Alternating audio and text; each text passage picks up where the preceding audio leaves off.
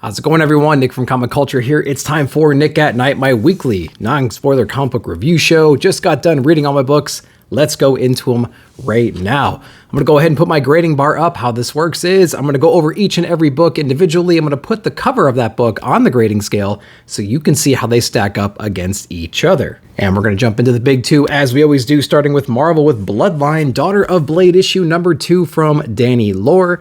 Now, obviously this book is going to be focused on Blade's daughter, so we do get to understand what her life is like at this moment. You know, it's kind of a coming of age story. She's learning that she has these powers. She's developing them. She's trying to understand what it means to be somebody who's like, maybe like half vampire. So some powers are coming and going. She's trying to figure out, you know, how to activate them, what it all means. And then we're also trying to balance our life, right? So we have to go to school still. We have to maintain our relationships. Our relationship with our mother is a little bit complicated, but, you know, pretty supportive, surprisingly, at the same time. It's like if my daughter all of a sudden developed these weird powers that I knew were going to manifest at some point, I'd probably lock things down pretty quickly and we'd have to have a serious conversation about everything. But it doesn't seem to be going that way in this book. And, you know, in classic fashion, we have this mysterious new student come to class. We don't really know much about her. She ends up being some kind of a antagonist in here that we're still developing. And we get some cool cameos from Blade himself inside of here. So right now it's a pretty predictable story. And I'm actually surprised that the mom is like taking this all so well. And also our Daughter of Blade, they're taking it in stride, which doesn't really, you know, jive with me necessarily, but it's still a fun read. Some of the artwork is great, especially in the battle scenes, but like scenes like this where it's kind of washed out and blank in the background, I wish they just took a little bit more time and added some more stuff in there. I'll show you what it typically looks like during some of the battles. Again, not real detailed in the backgrounds, but, you know, it's interesting enough. The color palette's okay. So the story is like just interesting enough for me to want to keep reading it, but it's a pretty run-of-the-mill story about, you know, this younger person obtaining their powers and trying to balance everything. Who can she trust? Who can she not trust? She's got a complicated family history. So I don't know. What are you guys thinking about Daughter of Blade? Let me know down below. All right, going over to Moon Knight issue number 21 from Jed MacKay. We're kind of meandering a little bit in Moon Knight right now. Last issue was cool, but like, I'm thinking we're a little bit off the path right now. I'm not exactly sure where this arc is going. It had an interesting beginning, right? It's like Moon Knight and all of his allies are teaming up against all these different vampires. It was going to be cool. We had Blade thrown into there, but all of a sudden we kind of abandoned that real quick. And now we're jumping into this other thing where these like different hitmen are going after Moon Knight's old acquaintances and things like that. And now in this issue, Reese and Soldier are just going out to go party one night because they're tired of doing regular job stuff, I guess. And they're going out to party, and of course they're going to run into trouble. And so it's like, what is going on? What's the larger narrative inside of this run at the moment? It's kind of throwing me off, and maybe I'm just blind to it.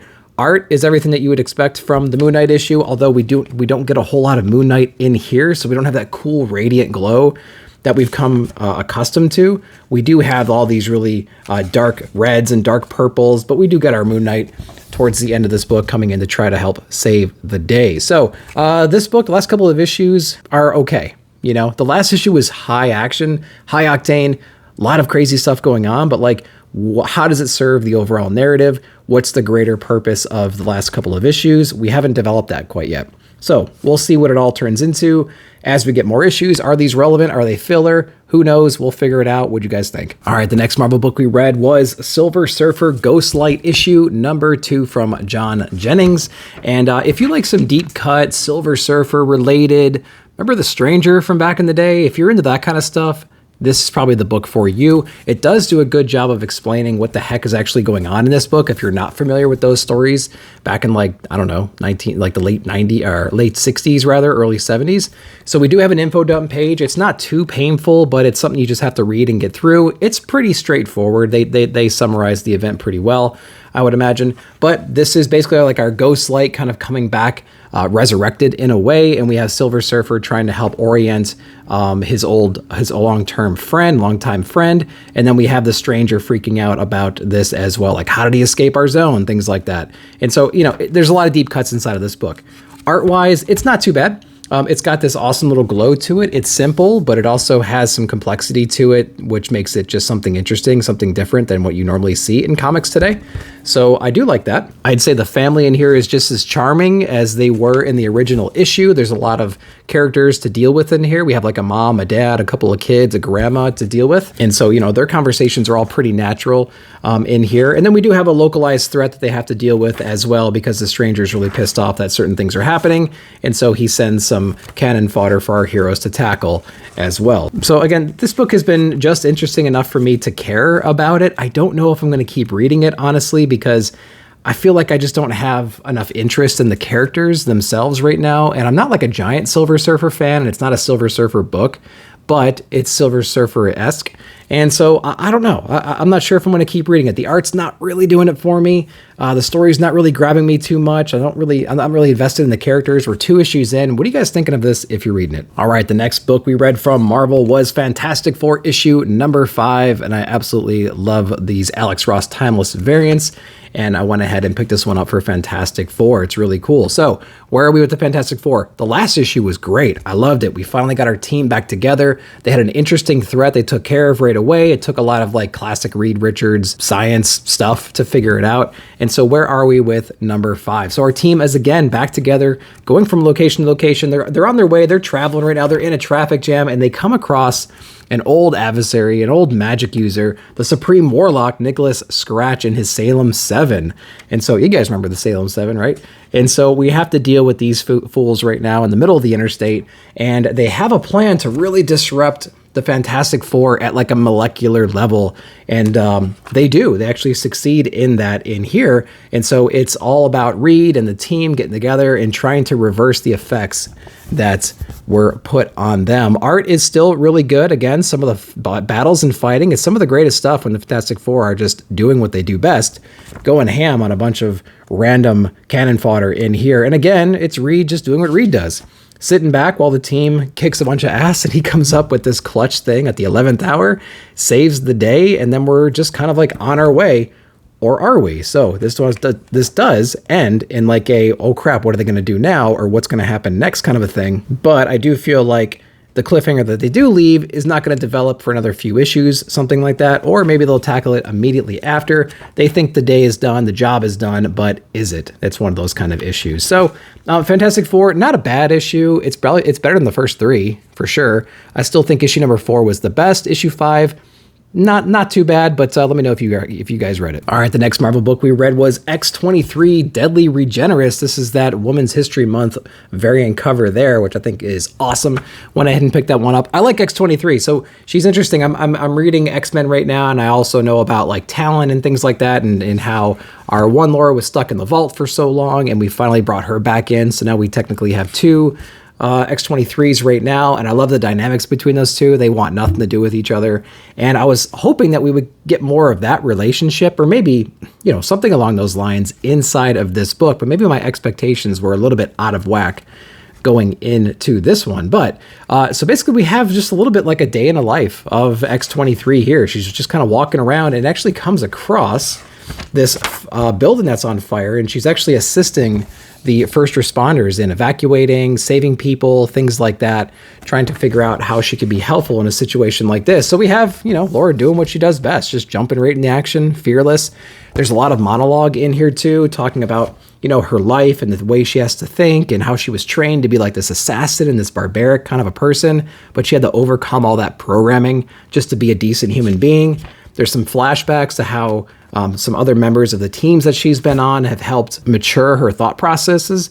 And so that's all pretty cool. A lot of little meta commentary while she's saving the day, you know, bringing up a lot of baggage in the past that she's had to deal with and some baggage that she hasn't dealt with yet. And that's what this story is about here. Some of the old things coming back to bite her or finish the job. So overall, it was an okay issue. I don't really have a lot of context for all these characters that were inside of here, but I don't know. Art-wise, was not a fan of the art at all. So some of the scenes, some of the facial expressions, some of the poses, things like that, I just wasn't digging it. And so that was the only downfall, I think, for me here. But I mean, like, if you're an X-23 fan, I mean, pick it up. It's a cool story. I'm sure you're going to enjoy it. You probably have more context than I do. So yeah, check this one out. All right, Star Wars High Republic issue number 6 from Dan Slott. And I think I mentioned on my haul video that High Republic is my least favorite Star Wars run that I'm reading at the moment. And this book just keeps reinforcing that fact. I just don't really care. I don't care about the Jedis here. I don't care about the Padawans in here. I don't care about the city or what's really going on. We're so far removed from the original plot, and I get that you have to like develop your plot and throw in some other little B plots and C plots, but like I wish it would have almost stuck to its guns originally, which was like, hey, Jedis, go to this place because this real important temple is missing artifacts. There's like this weird thing going on where people are stealing all these artifacts.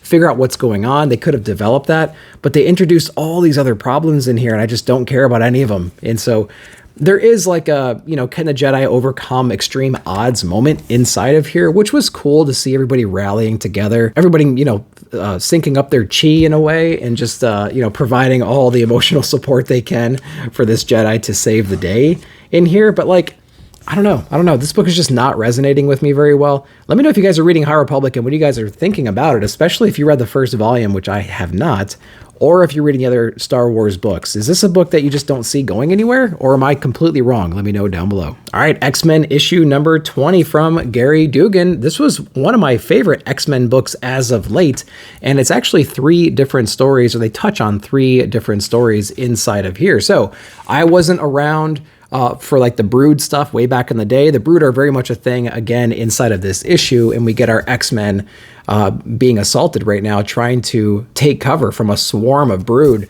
that are coming through inside of here. So there's lots of high action, lots of battles and things like that, and lots of Broods getting their asses kicked. So that's pretty cool. So if you're into that kind of stuff, I think you're really going to enjoy this one, and probably Captain Marvel too. So you might want to check out that run as well. We do have a little bit of a side story in here though with Forge and Monet. They're actually exploring this Krakoan, like those portals that they can set up. One of them's going out into a celestial head that was kind of shifting between realities or something like that, and so they're checking things out over there, and there's a lot of ominous things that they find on this side. So that's been really interesting, and they're doing some really risky things to kind of get back home, because I think they lost their way to get back home at this point, but they have a plan they're enacting in here. Then another side of the story is we learn about why the Brood are actually doing what they're doing in here. Jean Grey, it can be very persuasive, as we all know, going to this like Brood Lord over here and trying to figure out what's going on. But we learn who the real puppet master is, and I won't spoil that inside this book. Then, to top it off, if in case that wasn't enough stuff in here, we do get a very cool surprise ending in this that I never saw coming. Maybe some others did, but it has to do with the rules around who's allowed through the portals to Krakoa. And so I was like really thrilled when I saw what happened at the end of this book. So X-Men 20, it's been a long time since I was excited to read an X-Men book. There's a lot of different things going on in here. There's probably 4 different little stories happening inside of this issue. So there's a lot going on in just a standard size issue, but each one of the little stories had me excited. So props to them. Issue number 20, probably the best X-Men proper book in a long time. All right, we're gonna jump over to some DC books next, starting with Adventures of Superman John Kent, issue number 1 from Tom Taylor. So I got that variant cover there, which I think is awesome.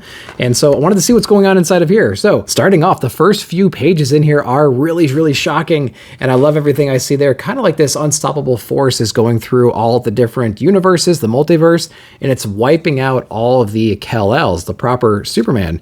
And so eventually it's gonna come to our Earth and be a big deal. We don't exactly know who it is in the very beginning, but it plays through this book here. We get introduced to a few more characters who help educate John and team about what is actually going on. Some amazing artwork in here too. I dug that a lot. And I will say that if you are a longer term reader of John Kent, you understand a lot about the reason why he was held captive and like the time dilation and the reason he's older than Damian, or at least taller than Damian right now. If you understand that whole storyline, I think you're going to appreciate what's going on inside of here. So this issue was pretty much everything that I could want from a John Kent book at this moment. We had a shocking opening in here. We had some cool save the day, just run of the mill stuff. We had the introduction of a couple other characters. The art was really cool and it's heading in a cool direction. And we have this big bad boss that we're going to have to deal with eventually. So great number 1. We'll see if it keeps up. All right, Poison Ivy issue number 10 from G. Willow Wilson. Got that Frizzen cover on here. Poison Ivy has been it's been a good run so far for all 10 issues. Some books are a little weak. Some books are really exciting. The art inside is always great. We always have Takara on the art, so that's something you can always look forward to. Killing it from that perspective. In this book here, we're coming out of our fling with Harley. We had like a one-day date with Harley recently in the last issue, but Harley's got some things to take care of in Gotham. Poison Ivy has her ultimate mission as well, so they're like, listen, let's just take care of our business and we'll go back home, which is with each other, and we'll live out our days or do whatever it is we have to do. So Poison Ivy's on a mission right now to complete her deal, so is Harley, and so here we are now. Now, over the last several issues, Poison Ivy has picked up a friend who's kind of like tagging along with her at the moment. It's almost like a roommate, and she is a little bit jealous of Harley in a way because she's actually romantically interested in Poison Ivy as well, and she actually convinces Poison Ivy to go to this retreat, I'm going to say in California. It's kind of this like hippy-dippy retreat where everything's organic and you know, responsibly made and things like that, but Poison Ivy has her doubts, and as soon as she gets there, she finds every way to pull this whole place apart. And so, you know, it's an issue where Poison Ivy has her doubts about how pure and innocent this person is, this almost cult leader at this point, and she realizes their evil intentions towards the end of this book, and so does everybody else. You know, Poison Ivy even gets tricked into having some kind of relations with that roommate character in here, but was she under some kind of control or whatever? We learn it inside of this book and whatever evil intentions this person actually has. So Poison Ivy, I think this is one of those filler books. So if you're going to cover grab it, great. If you're reading it to think it's going to be one of the better Poison Ivy books so far of the 10, probably not. It's probably in the middle somewhere. But yeah, this one wasn't bad. Not the strongest though. All right, we're going to go into Batman issue number 133 from Chip Zdarsky. This is probably the best issue coming out of the Failsafe arc, I would say. And I think we're probably 3, maybe 4 issues past the Failsafe arc right now. So where are we right now? Bruce Wayne was actually teleported to some other universe, some other version of Gotham City where everything's just going crazy right now. Bruce Wayne is dead. The Riddler's still around and things like that. He's still like a mob boss and whatnot. But the Joker is some other guy. We have like Red Mask maybe instead of Red Hood. We're still trying to figure all that out right now. Catwoman's working with that person. We have Harvey Dent that's jacked up on Venom right now, like the Bane serum. And so he's kind of like enforcing the day. The whole legal system's flipped upside down. Everyone's poor, everyone's repressed, everything like that. And he's completely helpless. Bruce Wayne, he can't be the Batman that he's used to being. He's not as resourceful in this area or in this world. So he has to team up with like the underground, right? The people that are being repressed. And they're actually able to supply him with some basic equipment where he can go and rule the day with, you know, the ultimate goal of finding some way to get back home. But, you know, he can't help but try to save this universe in the meantime. So I would say, you know, this issue is actually pretty great. This is probably one of my favorite ones coming out of the Failsafe arc. The art is really awesome in here. We have Hawthorne on here doing some pretty cool stuff. We have some cool Alfred moments in here, believe it or not. Again, this is the multiverse. This is a different universe. And so we have the opportunity to bring back some old favorites in here. And of course, the battles are insane. So I'll give that to them. The backstory in here is all about Tim Drake trying to find a way to get Batman back. And we have the toy maker here. He thinks that he has something to do with the teleportation technology that was used to send Bruce to the other place. And so he's on his tail right now trying to get some of that technology back to get Bruce back into their world. So that wasn't bad. That wasn't bad either. It was some pretty cool stuff, some cool action inside here. So yeah, I was digging that. So you get 2 cool stories inside of here. Again, I think it's one of the stronger issues coming out of the Failsafe arc. So let me know what you thought if you read it. All right, let's have some fun now. We're going to go over to some indie books. We're starting with Emma Kubert on Stoneheart issue number 1. I forgot this book was even coming out. I'm so glad I put it on my pull list. Let me know if you guys got this because it was a pretty fun book. So this is kind of like a medieval time frame right here. We're starting with this council full of women. They're trying to decide the fate of the one citizen in here. And I forget if there's any kind of like royal blood within her. But what we do know is she's possessed. Something happened. She lost control one day and there were some casualties perhaps. And they're trying to figure out how they're going to deal with this person. Do they kill him? Do they exile him? What are they going to do? And so they found a way to perhaps exile this person. Then we have a flash forward on this character and they're kind of like in a different headspace right now, which kind of threw me off. This was a spot where I was a little bit disoriented. I didn't quite know if it was a gigantic time jump or something like that. Like, how did she get here? Maybe we'll explore that a little bit more. But she's on her way to become a blacksmith's apprentice. So she's interacting with this new town now, you know, and all the garbage that she has to deal with along the way. This is kind of a rough area, but she's well equipped. She's easily able to handle herself. And so this is a story about her just trying to get her bearings, trying to work with this legendary blacksmith. But because she had this weird demon possession thing earlier in her life, at some point, a lot of people are looking out for her, and sometimes those demons can find their way back up and resurface. And so we get a little bit of that inside of here. And when it comes out, it is awesome to see. And again, some people are on the lookout for this person since she's been exiled, and they're going to stop at nothing to get to her. So really cool opening so far. Definitely interested to see where it goes. The story reads really, really well. The art was something to look at for sure. Check this one out if it's not on your radar. All right, next image book we got is Almighty, issue number 2 from LaRoche. And this is an interesting book. It didn't do a whole lot for me in issue number 2, to be honest with you. I liked issue number 1, but in this issue here, we're exploring more about the bounty hunter that has saved our main character. Our main character was kidnapped at some point by just some powerful gang in this post-apocalyptic world. And so our bounty hunter character here got her back, and now it's a big travel montage to get back to where we need to go. And along the way, we're trying to, lose tail and also not get in too much trouble at all these random bars and things like that. But again, we're exploring our savior in this issue here, maybe some of the past relationships or interactions with different people throughout her past. And so that's what we got going on inside of here. Of course, it ends with a lot of high action and violence, which is always something fun to see in these brutal wasteland type books. So that's that. Didn't really do a whole lot for me in this issue right here. Issue number 1 was a little bit more interesting, I thought, for sure. We'll read issue number 3, see if we want to keep reading it. And again, it depends on how many issues it really is. So if this is only like a 5-issue run or 4 or something like that, I'll stick it through. But if it's going to go to like 8 or something like that, I might drop it early on. Let me know if you read it and what you thought. All right, from Aftershock, we have Samurai Doggy issue number 4. And I couldn't remember if I ordered this book or not. But essentially, we had 3 issues so far with very limited dialogue. We have no real idea what's going on in the story, where the characters are going, where they're headed, why are they doing this, with the relationships, things like that.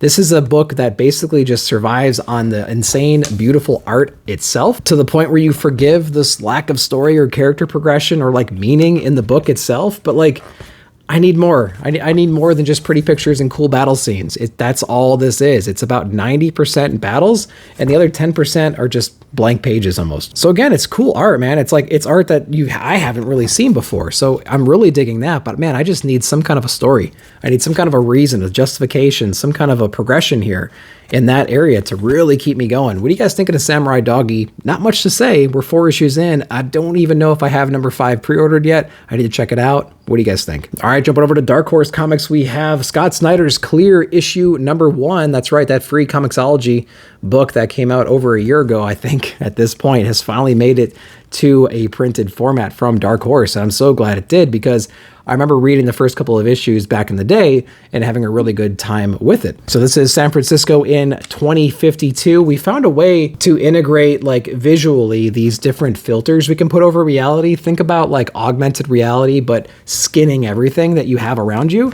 So like if you wanted to live in a world where you're underwater, it would transform everything into like an underwater kind of a view.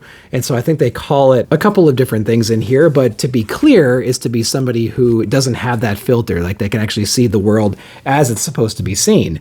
And so that is interesting, and that's what our main and protagonist has going on right now. He's kind of a bounty hunter. He might have ties to the police or something, but we do explore his history in the army as well, in the military, and they go over a war which kind of ended very poorly for them, and it kind of progressed the adoption rate of this technology, especially in their area. And so that's what that is. But right now he's kind of like a PI, he gets hired by certain people to find out information, and so there we are. He gets wrapped into an investigation at the police department. That's a very personal thing for him, involving a very personal victim, and he's on the case right now trying to dig up some details about that, presumably suicide, but maybe not. So he's going around town. What this book really does well is it does well portraying this like futuristic virtual landscape. It's almost like a Blade Runner vibe, but he goes into a lot of detail about how the world has just been created to be kind of dull and bland at this point, because people are going to be buying these filters, these digital filters that will just reskin everything around them to whatever they want it to be. And they go into a little bit of detail about the rules around that and whatnot. So I think it helps definitely build the world. And it's almost like you can't blame the people for participating in this, but at the same time, since our main hero is so righteous in that way that like he doesn't want any kind of filter going on in his life, he's viewed to be like a noble person in that regard, right? So this book is really cool. If you like futuristic landscapes, if you like technology gone too far, if you like detective stories, murder murder mysteries, whodunit, things like that with like a Blade Runner vibe. Clear number 1 was great. I would definitely check this out. And if you have Comixology, you can check some of these other issues out. I think they were free when they came out originally, but check it out. All right, and my favorite book this week is the last book from Ablaze Comics. We have Traveling to Mars, issue number 4. And this book is just so good from Mark Russell. It's just unbelievable. Mark Russell has a great way of just like portraying humanity inside of people with like this technology elements surrounding them. He's put out some amazing stuff in the past in that same realm, but this book is just on a whole nother level right now. And the basic premise here is the world's gone to shit, and all of our natural resources are pretty much dried up, and everyone's looking for the next big power source. It's actually discovered on Mars, and the rule now from the whole world is whoever can get there first and plant their flag on it claims it. And so you not only have like the governments and the private sectors and things like that, but you also have big corporations too going out there and trying to send people over to Mars however they can to lay claim to that resource. So they find this guy who's terminally ill. He has just enough time left to live to complete this mission. They give him a whole bunch of money. They coax him into coming. And so he's on his way to Mars right now. Now, this whole story, though, is about his like reflection of life and things like that, the accomplishments, the regrets, the failed relationships, things like that, things he's learned throughout his whole life. His life is coming to an end. He's trying to do this one last big grand gesture, maybe to kind of make up for all the mistakes he made in the past. And so he's got a lot of time to sit around and contemplate all these things. And it's done so in just such a beautiful way. You know those calendars, those like daily calendars that have motivational things every single day when you flip them? It reminds me a lot like that, but like in a non-annoying kind of a way. So this guy is sitting back and reliving all these moments and having all these revelations at the same time. Like, what were the lessons learned from those moments in here? Now, you know, he's actually being funded by some big corporation right now who probably doesn't have the most noble intentions. And so we see a little bit of that playing out inside of here with some of the other companies that are competing with this particular company. So there's a lot of cool stuff happening in here. But man, I'm telling you, not a whole lot of action. This is probably the most action-packed issue so far, issue number 4, but this is not a high-paced like sci-fi space adventure battle kind of a thing. It's very human, it's introspective, and it's just something that just hits really hard. So Mark Russell's Traveling to Mars, you got to be picking this one up. If you're not, check out the trade. It's so cool. All right, guys, so those are all the books I read this week. Let me know down below in the comments what you read and what your favorite books were. And while you're down there, hit that like button. And if you're new, consider hitting that subscribe button as well. I would really appreciate it. But as always, happy reading, and I'll see you all down below in the comments.